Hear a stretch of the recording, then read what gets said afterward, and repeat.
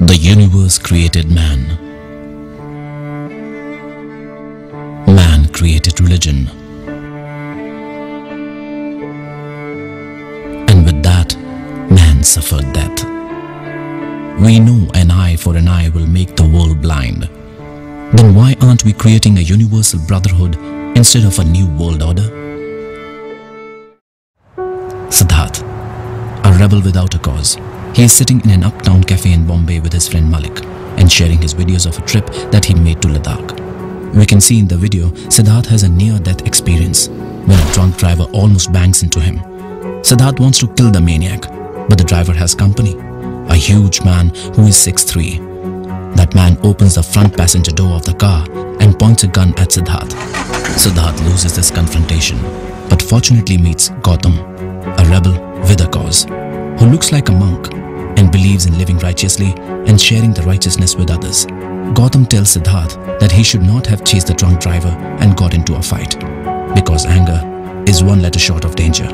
He tells Siddharth about an incident that took place in the Buddha's life. Buddha was being abused by a villager for influencing the youth in the search of truth. Buddha's student Ananda got angry and asked for Buddha's permission to revolt back. At that, Buddha told Ananda, "If you fight back, what is the difference between the angry man and you? Can't you see? This man in front of you is under the influence of anger. He knows not what he says. He is just reacting to the words he has heard about me from others. This is not him. And by the way, he is insulting me. I should be the one to revolt back, which I did by blessing him. Why are you reacting to a situation which does not even involve you in the first place? Remember, it is easy to react, tough to act, but not impossible." The Buddha again blesses the villager. The man jumps from the cart and lies down on Buddha's feet. Gautam's ideals do not convince Siddharth, who believes in an eye for an eye. But Gautam still shares them, as he says he has been asked to, which further confuse Siddharth.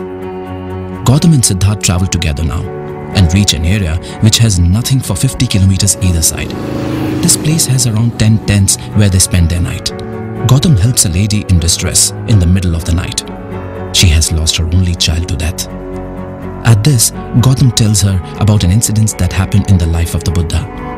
A lady's only child died. She had no one else in the world. She requests Buddha to bring the child back to life. Buddha says he will, if she can get him a handful of sesame seeds from a house in her village, where no one has ever died.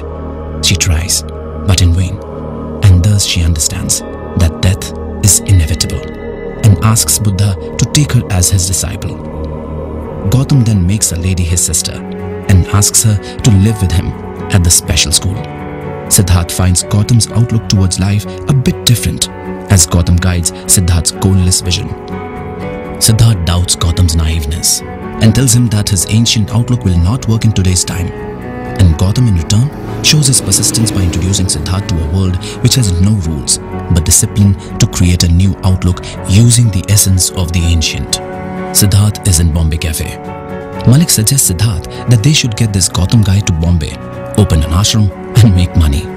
Siddharth nods his head in disbelief that Malik is always thinking about making money, and he laughs. Now there are a few more people viewing the videos. One of them is Dolly, who has recently lost her father. She has no one to guide her now, but she finds a guru in Gautam through Siddharth's videos to help her. Though she has met Siddharth for the first time, there is some kind of chemistry brewing between them. But they continue watching the videos. The special school has kids of age group from 4 to 18 years. They do what they like. A teenager girl does night photography. A boy sits in his undergarments to meditate under a tree in the middle of the night in the chilling cold of Leh Ladakh. Siddharth is concerned about all this. But Gautam tells him this is how they will evolve. Cause today, we need friends in school. For teachers, there is Google. Siddharth passes an innocent, racist comment on Anna, a well-built Tamil guy who is the caretaker of the special school. Gautam confronts Siddharth on his racism by letting his anger out for the first time. Siddharth is shocked to see this side of Gautam, but realizes his mistake and apologizes.